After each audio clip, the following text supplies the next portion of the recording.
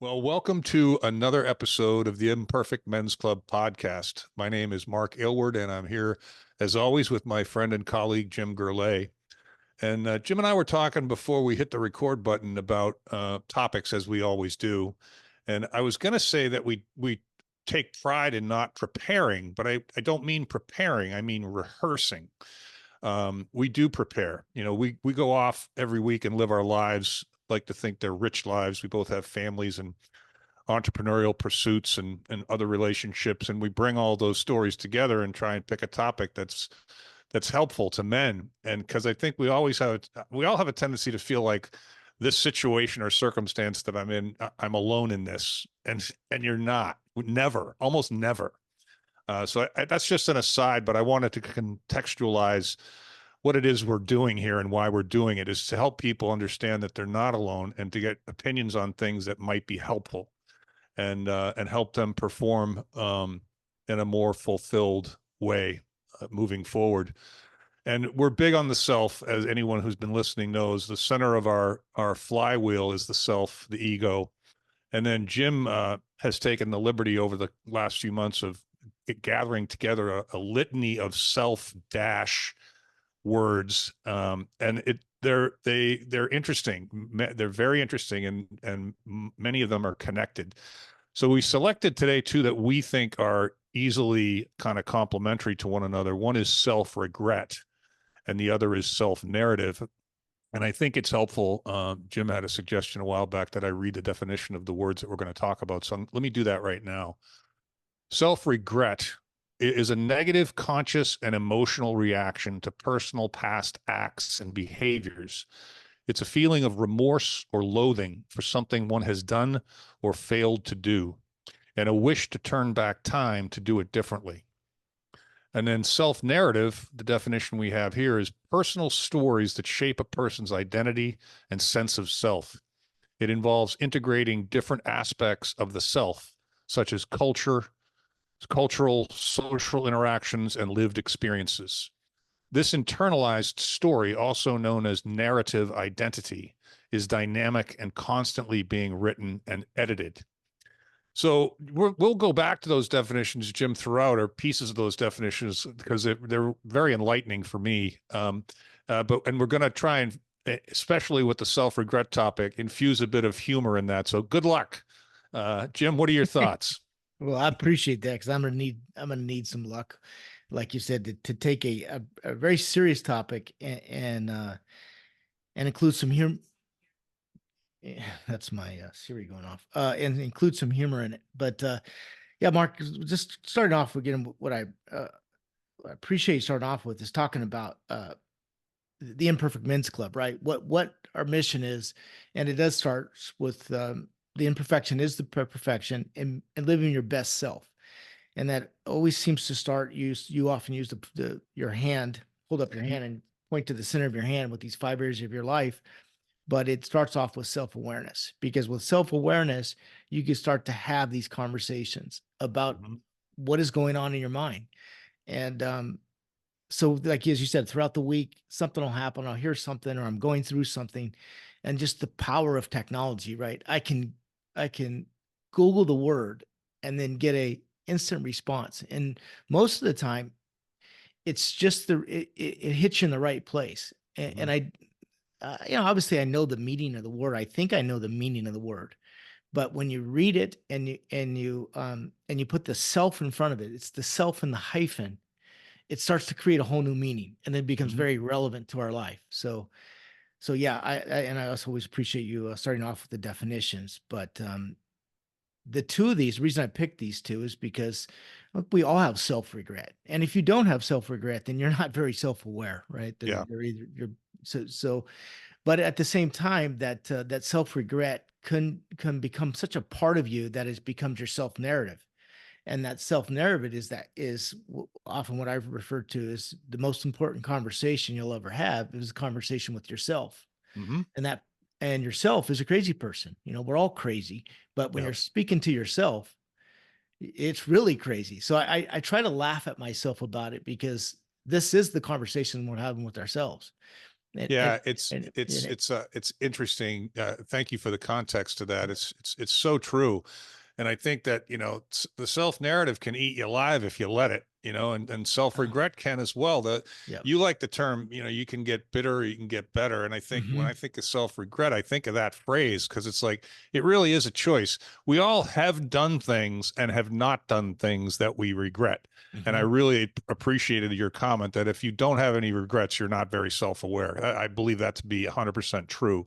Hmm. And, I asked you before we recorded, are you comfortable sharing some of your regrets? Because regrets can be embarrassing. Yeah. We can feel shame about regrets. We can feel resentment about regrets. It's very easy to go back to a regret and say, that's someone else's fault. That happened to me because someone else did something. And it's like, Yeah. inevitably, that's Yeah. almost never the case, right? And it's always a bad exercise because, blaming something else or someone else for a regret that you have, there's nothing constructive about that. You Hmm. make no progress. It's Hmm. it's regressive, actually. Hmm. Yeah. I also believe though, when you live in regret, you have to, it takes a while in life to this, but you have to own up to things that you could have done differently, you did wrong. And if you don't do that, then you're not getting better. I heard something just last couple of days about mistakes, and everybody makes mistakes. Mistakes can be very good if you recognize the mistake and then don't make it again. In fact, without mistakes, you don't get better. You don't get better, right? If you get if you make a mistake or something doesn't go the way you want it to, and then you start to get real bitter at the world, or you start the blame game, you start to blame everybody around you and all the circumstances, and Hmm. sometimes that's true, but at the end of the day you can't change the outcome, and it's not what happens to you, it's what how you respond to what happens to you.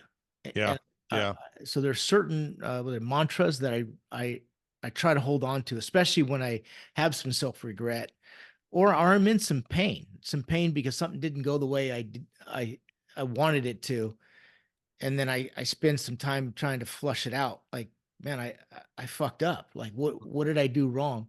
Hmm. That's Hmm. also not good either, right? You can beat yourself up to the point where you can't recover from it.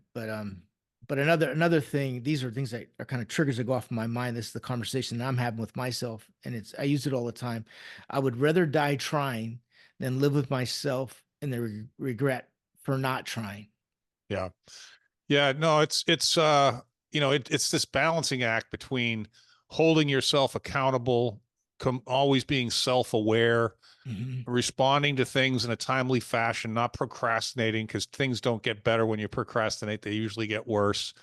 And you really have to be, or I really have to be careful when I talk to myself. To your point, it's the hardest people, we're hardest on ourselves than Hmm. anyone else. And Yep. if we said to other people what we say to ourselves, we probably get in a lot of fights, Oh It's yeah, it's and I've been in those fights in my earlier days, but yeah, no question. If you're not owning up to your part of what's wrong, and the other thing is we express, let's just say, frustration or anger or regret in different ways. I've realized when I'm expressing my regret or frustration towards somebody or a situation, it's really, and I've at least identified, I tell them in advance, hey, my frustration or my anger, first, one, it's my personality. Two, it's more at me. I'm mad at myself. I'm not mad at you. Mhm. I know it may sound like that. Like I'm very, uh, uh, I'm saying this, but please don't take it as personal. Don't take it personal. Yeah. My frustration is I'm mad at myself for not handling it differently, and now I'm taking responsibility for the outcome. And that's a good thing, but it's also can be a bad thing because you can beat yourself up to the point where you can't get out of your own way. So I Yeah. think it is back to It's the self awareness. very, very easy to do. I do it every day. I do both every day. Mhm.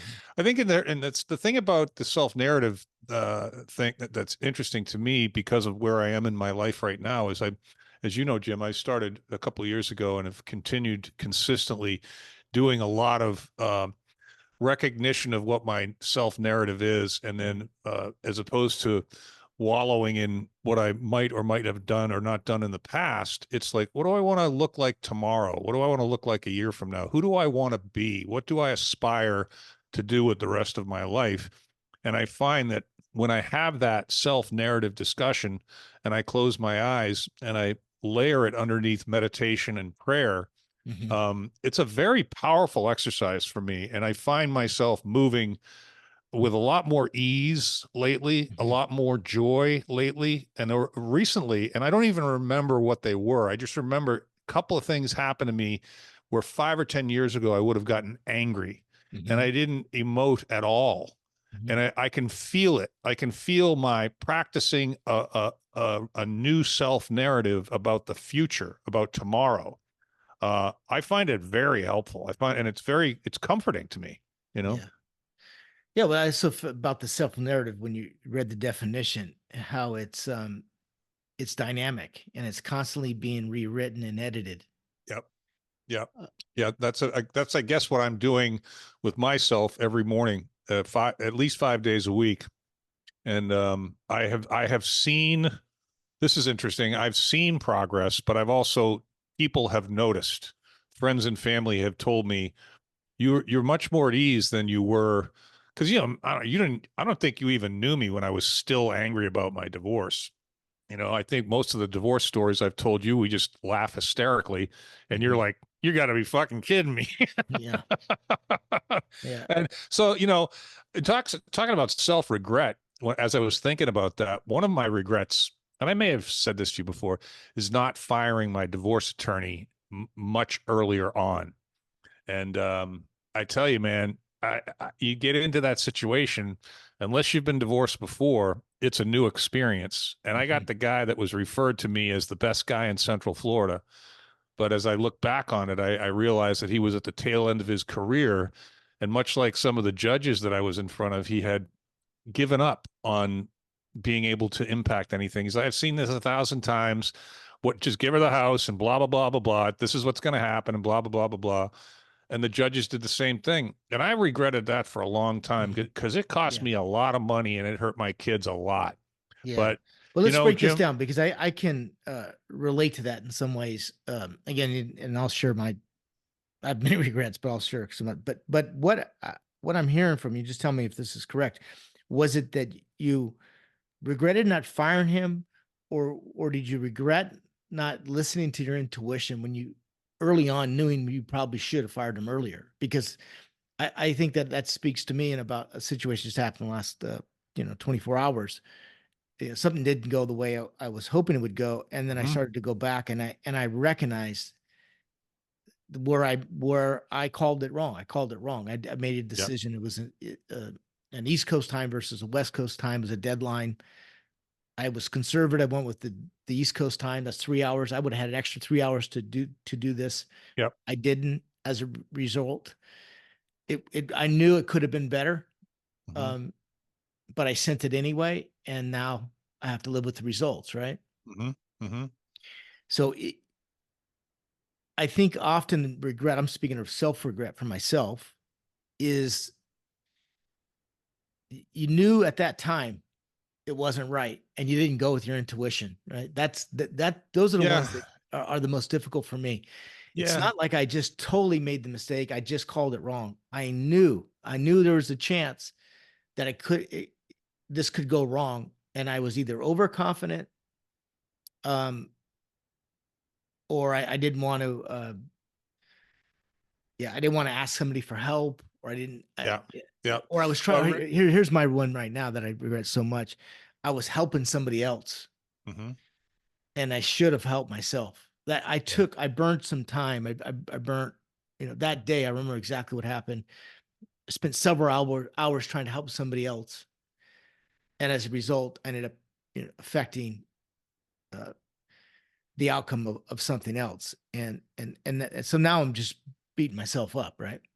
yeah. But And I think as long as you don't wallow in that, you learn from it, and so on and yep, so forth. It reminds me of a couple things, and I want to get back into that regret about my divorce attorney real quick because I want to answer your question. yeah, But what I was thinking about when you were talking was that when I was in school and multiple choice questions, and you read the question and you look at the answers, and immediately B jumps right at you, and you're like, can't be that simple, and you automatically start to doubt yourself, and it's like, it can't be that obvious because they wouldn't make it that easy.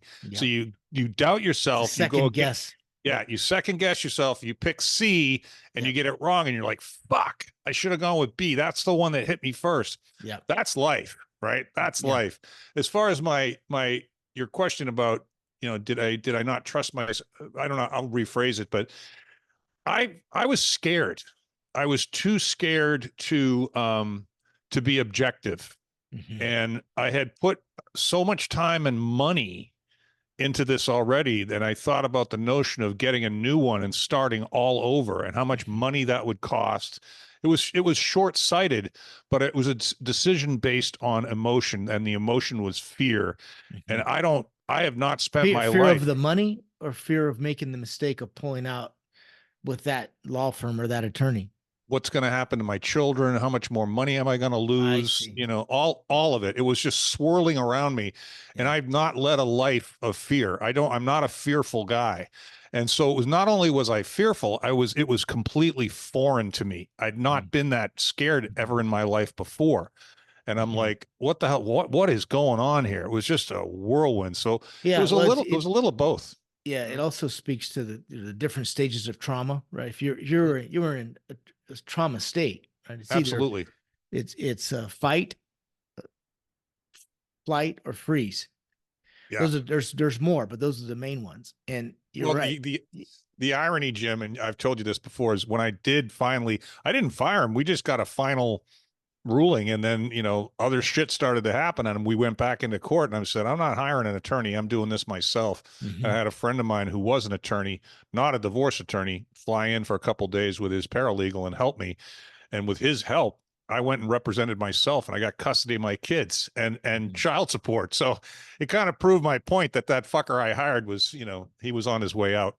But Hmm. yeah, I'm not, I don't beat myself up over that at all. But it was probably a couple of years where I did, a couple of Hmm. years, Hmm. and then I don't know if you want to share a specific regret of yours outside the one that you just shared, but I've got one more if you want to go next. Yeah, yeah. Go ahead. The other one I liked when in these situations again, they're quotes that I play in my mind. This is back to the most important conversation you ever have is with yourself. Another one is don't wish it was easier, wish you were better. Yeah, yeah.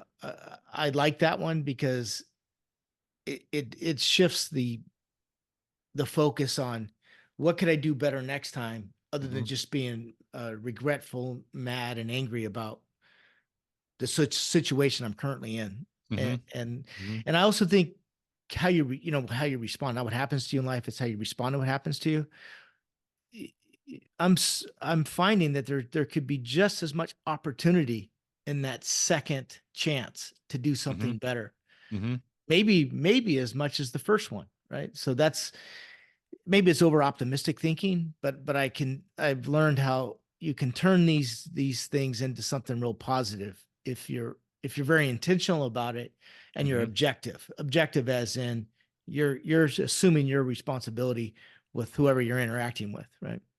Yeah, and you got to get yourself out of that emotional state, and You and do. Yep. and to your point, to an objective state. And that was very hard for me during the divorce. Objectivity eluded me for the first time in my life for a long time, because I was Mhm. so mad and so scared Mhm. and so protective of my children. The other ones that, and neither of these have impacted my life consciously anyway, in a long while. The other one was the decision to pursue sports at a higher level in college and professionally.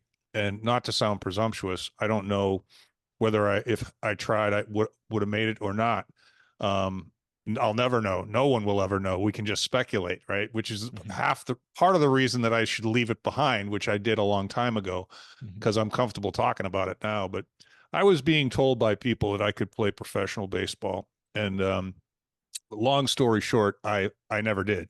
So I was also considering very, very intently trying out for my college basketball team. They were Division 1. They were pretty much a powerhouse. And but I played intramurals with a lot of the athletes on campus, and I could hold my own. And I was fearful of failure, I think. And you know, probably well into my 20s, because I still felt like I had the physical, that was still a physical possibility. And Mhm. then you get into your 30s, you start to say, well, you can think about that all you want, but you're an old guy now, so it's not available to you. But Mhm. and I did some blaming of other people. I did some blaming of circumstances, like none of my coaches did this or none of my Mhm. coaches did that. I'm like, there's plenty of guys that didn't get much help from anybody that made it all the way, and for other reasons. So that, don't do that to yourself, you know. Mhm. And that was part of my self narrative for a while. But Mhm. I think to your points about, you know, getting better from a mistake or a bad experience, and or choosing bitterness, man, you can imagine that would have been pretty easy to hang on to, because we all know guys that hang on to their high school careers for the rest of their lives, you know. And Oh yeah, I think it's a that's real not a thing. good, that's not a good look, you know. That's not a good Well, look. it's not a very attractive look, No. but like you said, it's a real thing. I think it happens to, I'd say, more than the majority of men that played or did not play high school or sports Yeah. Yeah. hold that with them their entire life. It's Yeah. Yeah. it's a real thing. Yeah, I've got a lot of other regrets, but sports is not one of them. I yeah. think because, like I said, I had a I think I'm a little bit different because I remember I played 15 straight rugby seasons, Yep. Yep. 15 straight with five championships and two national championships, and then went on to run the club and do coaching and high school coaching and all that other stuff, and won and continue to win. So, Hmm. uh, I learned that season one, when you get to the final and lose, hurts a lot. But in many cases, I was able to come back the following year and then win the whole thing Hmm. because it is the second attempt, Yep. right? And Yep. I feel grateful that I had that second attempt. High school is a little bit different because you don't get a second chance. You Right. clock out, right? It's Right. one Right. year, 2 years, and that's it. You also, as you get older, you realize there's so many other circumstances. There's only so much you could have done, but there's some football. There's 11 other guys on the field, and coaches and all kinds of other factors that as you get older you just can't control. They were out of your Yeah, and control. I always found it interesting when you talk about and I'm not, I may not phrase this properly. You talk about being surrounded by other athletes that had very high expectations, Hmm. and that was not the case with me. Hmm. My high school teams pretty much sucked, Mm. Oh, and interesting. Huh. people Yeah. accepted that, and Mm. I probably did as well, because I didn't have any other examples. That Yeah, was the that world probably that played into some of your decisions. probably Yeah, it's probably interesting that you look back on that and notice that I was the opposite, right? It was a culture of winning. It was a yes. culture of the being the best, and it Yeah, just we had a became culture of part. losing. Yeah, we had a Interesting. culture. Yeah. I mean, I was an all-star and the captain of the team, but you know, when you're the best of Yeah. the worst, what does that look like? Yeah. Yeah. Yeah. Interesting. I think that, if I look back at regrets, it would probably be the regret of help, either asking for help, not asking for help, having the wrong help. That that still to this day carries a lot of pain. Yeah. Either people that had worked for me that I put a lot into with the assumption that they would, if I kept investing in them, then they would invest in me, and then we would. And that's not how life works. I think that Well, you know, I would say to you, for what it's worth, that I've had those experiences too, and it makes me think of that phrase that you know well, that my father says: yeah. if you're not being taken advantage every once in a while, you're not being kind enough to I people. like it, but I have a hard time with it, Mark. I got to I tell you, know, it's I know, I know. But it's true. I really believe it's true. yeah, And I've had a number of people take advantage of me over the years. Hell, my ex-wife was probably the biggest example of that. And look what that did. That produced the three beautiful, gorgeous, loving children that are making the world a better place. So mhm, talk about how to respond versus what happens to you, you yeah. know? So you lost everything? No, you gained quite a bit, Mark. Yeah. You have everything to be grateful for. So I think that goes right up back to the self narrative. It's like, how do I want to tell myself my story? You Mhm. know, I think if you take responsibility for your decisions or your lack of decisions, that's good, right? If you seek to blame others and other things, that's bad. That's a bad self narrative for the rest of your life. That's a bitter self narrative. Yeah. So I think that and to your point, self awareness is where all of this starts. It's like, Mhm. let's flush out what I actually regret. What am I sad about? What do I wish happened different? And Mhm. let's get them on the table, and then let's just pick them off one at a time and Mhm. put them in the past and say, what can I learn from each one of these things? And then let me create a self narrative moving forward that provides me for a more fulfilled life. I Mhm. mean, that's how I look at it. You know? It's a great way of looking at it, but it's much easier said than done. And I think every day is a struggle because, like, as this says, it says it right here, right? Your life experiences, your past life experiences, and that how that affects your perspective on the world. It's also what I like about our framework of these 5 areas of our life, because they all play together, and it's at the end of the day it becomes about alignment, right? It's alignment of those facets, and then aligning those in a way that you can live your best self. But and they're You know never what's perfectly all in alignment. That's No, just no, unrealistic. those are moving parts. But the Yeah. other thing that strikes me, I've heard the phrase before, if you want to be successful, then notice your successes. And maybe if we flip this thing upside down and said, what about instead of reflecting on regrets, what about reflecting on the things we did well and the things we accomplished? I Yeah. think as human beings, we're reticent to spend a lot of time thinking about things because that's bragging. That's Yeah. that's Yeah. that's egotistical. Good stuff, Mark. It's such an important point. But like you said, I don't know if it's an American thing. We just go negative right away. It's a human thing. Mm-hmm. But I've also said, we grow bitter or we grow better. It's a choice. And the other thing is, I think the best people live with gratitude, and gratitude takes a lot of effort to wake up every day and look for things to be grateful for, to have gratitude. That takes a lot of work and Yeah. time. But Yeah. our default is just to grow mad, bitter, and angry. And it yeah, I think the other thing that I've realized is that uh, the dopamine. I think you have to factor in how the human brain works, and how it has to generate dopamine in order to get excited or even to Mm-hmm. have joy and fulfillment in life. Mm-hmm. So, Mm-hmm. but part of this um, is hardwired into us. It's how our brains are wired. It's not just past experiences and present and past and future.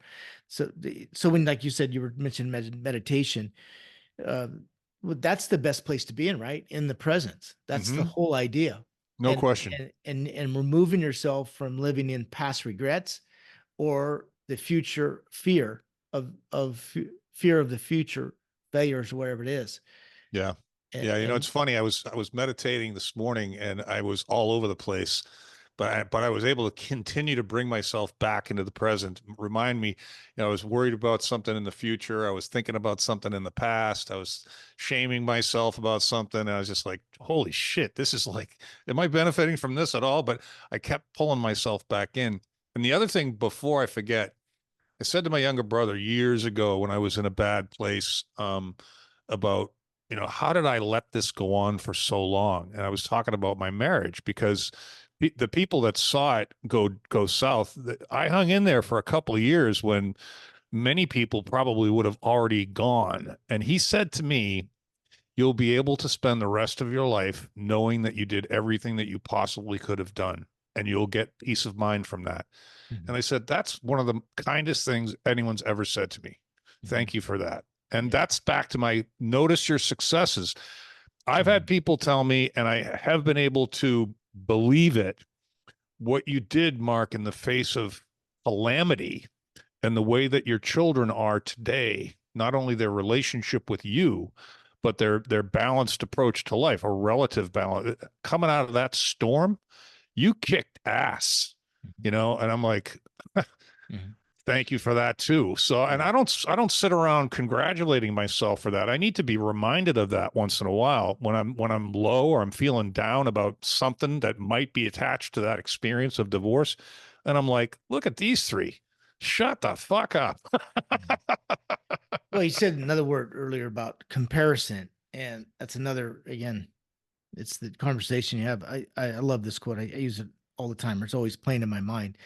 All comparison leads to misery. Yep. It's a great quote because it's true.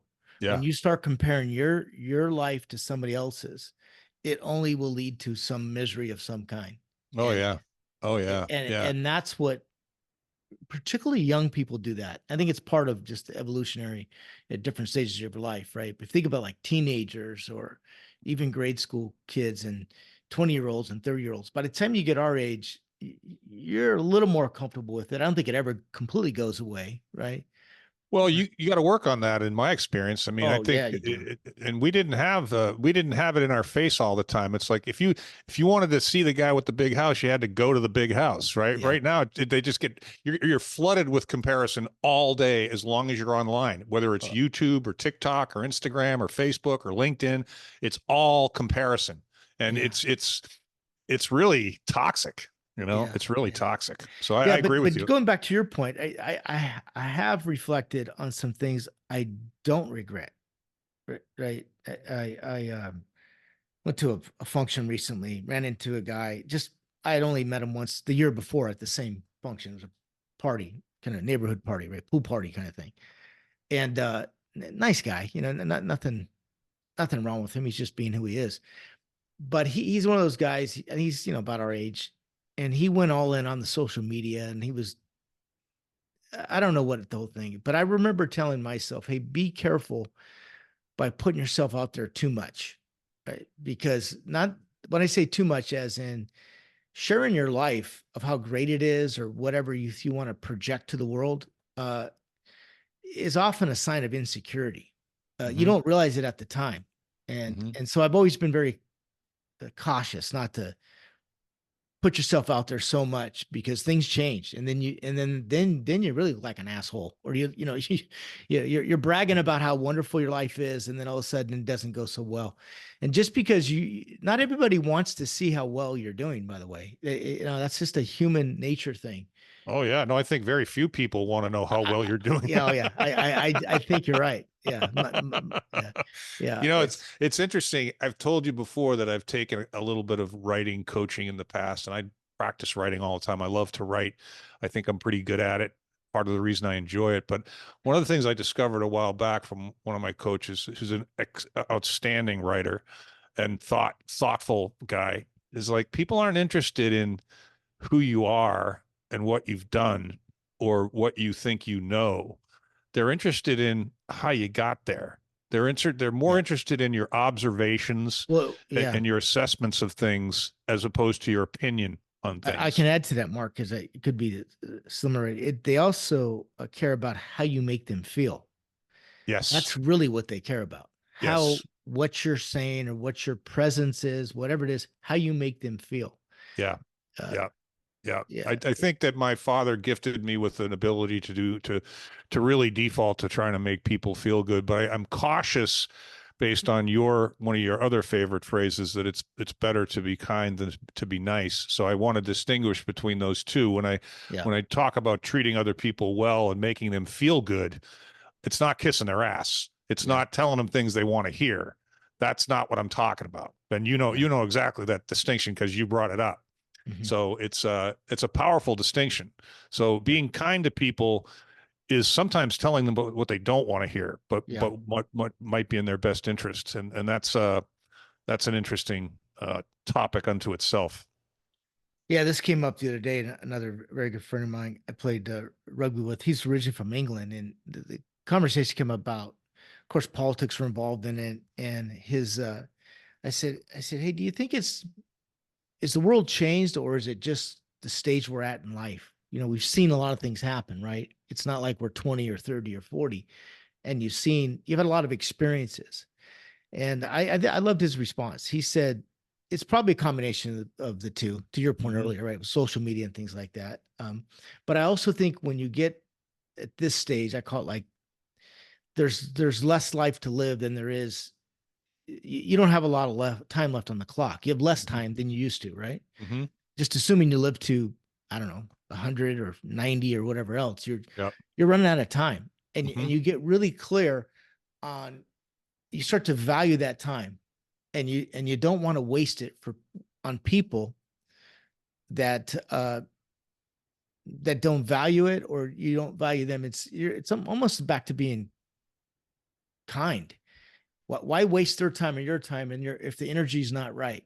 And Yeah. that's how as you know, how I feel about politics right now. I have no interest right now in having conversations about politics, because it's not going to change the outcome, and I regret even trying doing to do it. Yeah, it's Now, interesting because even though we see a lot of things in a similar fashion, I completely disagree with you. But as I yeah, always say, I totally understand why you feel the way that you do at the yeah, same time. I think the thing that, to me, the thing that, to your friend's point, is, are things different, or are we just at a different stage of life? I think it's both. I think that yeah. That's what he the said. thing Yeah, yeah, the thing that I see missing most versus what I experienced as a child, and maybe this was just my circumstances, my culture, my background, my parents, I don't know, but I don't think so, is accountability. I think that yeah. when I was a kid, if I did something wrong, I got in trouble, right? Hmm. And trouble could, for me, trouble was the police station, getting arrested. Trouble was no dinner. Trouble was you can't watch TV for 2 weeks. Trouble Hmm. was no more allowance of 50 cents a month or whatever, like a couple of quarters, whatever. But it was like the expectation was, if you do something wrong, and something wrong is defined criminally, rule wise, policy and procedure. I mean, that's not that I didn't do wrong things, but I got in trouble. And people are doing things now that are really wrong, and they're not getting in trouble. And I think that's bad. Yeah, So, it's self accountability is what is in my dictionary here of all the selves, and I think I'm up to yeah, about 40. And I'll read it. It says, "Take responsibility for your actions and behaviors without blaming others." Yeah, it's yeah, such an important part of being a good human, a good good person, human. Yeah. No, is to have some self accountability. Yeah, yeah, and that's another, and we've talked about that, but it's also probably a good episode unto itself. But I just wanted to throw that in there, kind of wrapping things up, because of what your friend and you had talked about. It struck me as worthy of bringing up. But no, I think that was very. I think we'll enjoy listening to this. I think this might be helpful for some people, Jim. I don't know what your final thoughts are. yeah. I hope it is. Like you said, it's not that we claim to have all the answers, but we do have perspective. And again, if you just start off with with what we're trying to accomplish every week, and that's the imperfect men's club is the imperfection is the perfection, and Yeah, yeah. it's You're part of the process. Yeah, to echo your point. I think it's like, I don't know way more than I know. yeah, So we definitely don't have all the answers, but we try and share some that we do. So, yeah, all right, Jim, yeah. I enjoyed it. All right, so did I. Until next week, Mark. See ya.